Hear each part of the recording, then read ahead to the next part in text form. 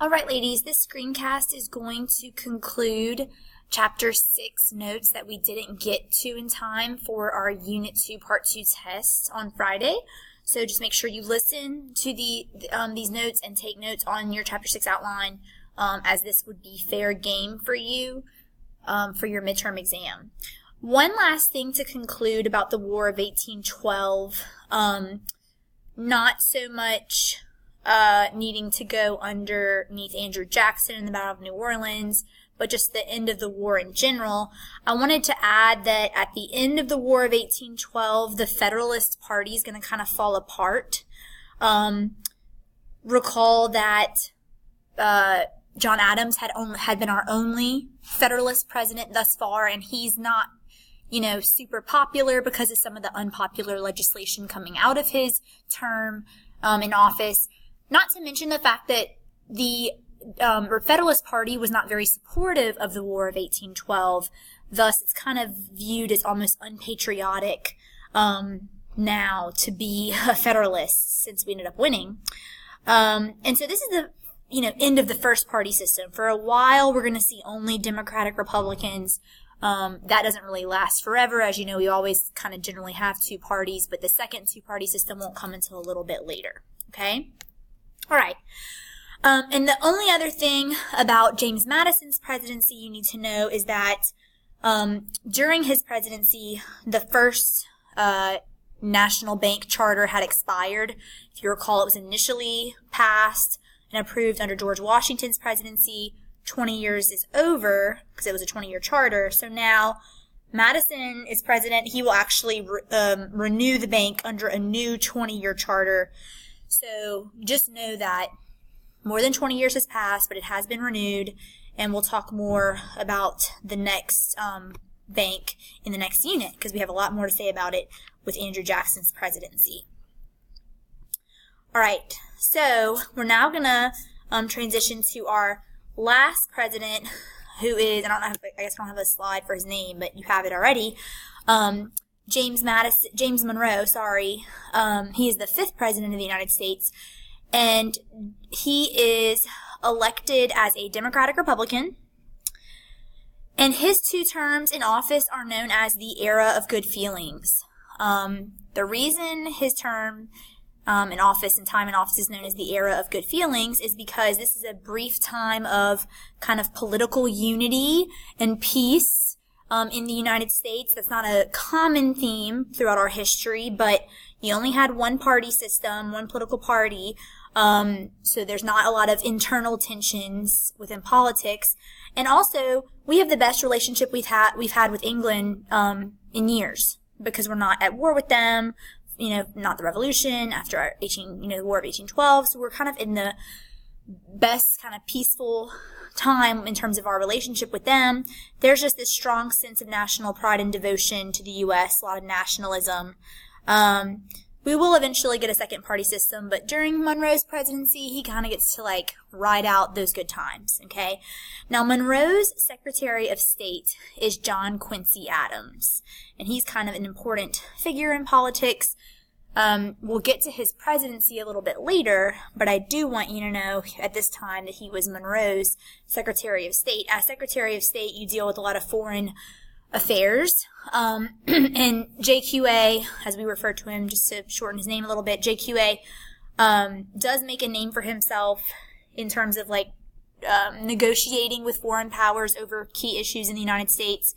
So we kind of give him this nickname, the negotiator, the great negotiator, okay? Because he's very successful in his foreign affairs negotiations.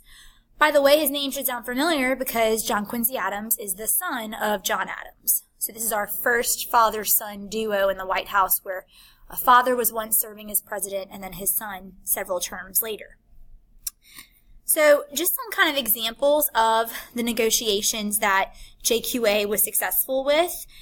I have a list of some topics. You don't have to know the names of any treaties. So if you didn't delete that from your outline already, you can do that now. You don't have to know any specific names, but you want to know that he was successful at doing the following things. So he does negotiate the northern border of the Louisiana Purchase with the British to be at the 49th parallel. So if you look at this map here, on my PowerPoint, you see that the Louisiana Purchase, goes all the way up into northern Canada, okay, or like not into northern Canada, but into like the U.S.-Canadian border, goes all the way north in that direction, and British were still controlling Canada at this time, so we had to negotiate with England, like, what is our northernmost border separating, like, U.S.-controlled Louisiana from British-controlled Canada, and they determined it would be at the 49th parallel, which is why we have that straight line there.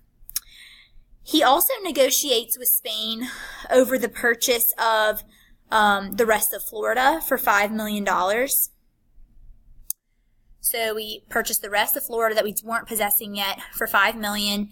And we also negotiate with Spain the western border of the Louisiana Purchase.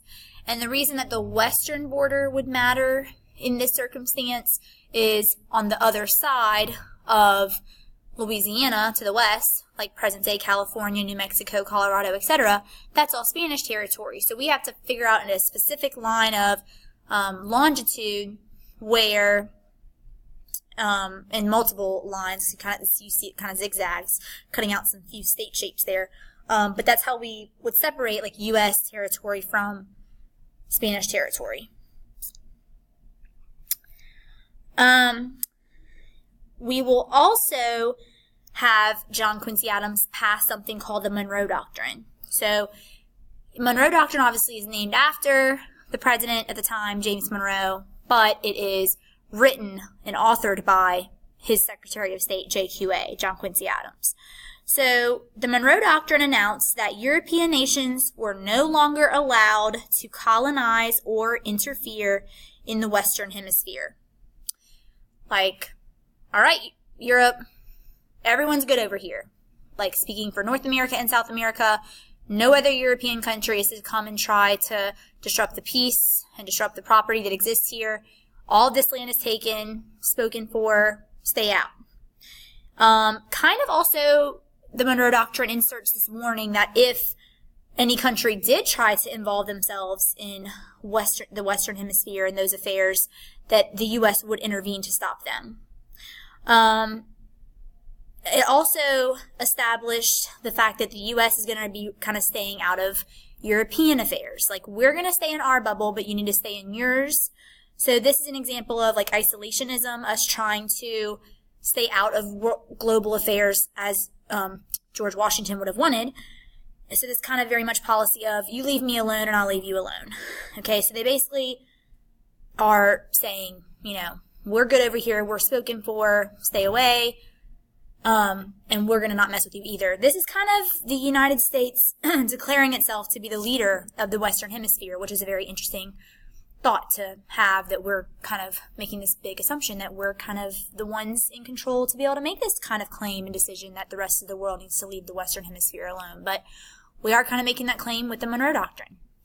All right, write down any questions you have, and you can bring them to me next week. Otherwise, we'll be moving on to Unit 3. Hope you'll have a good weekend.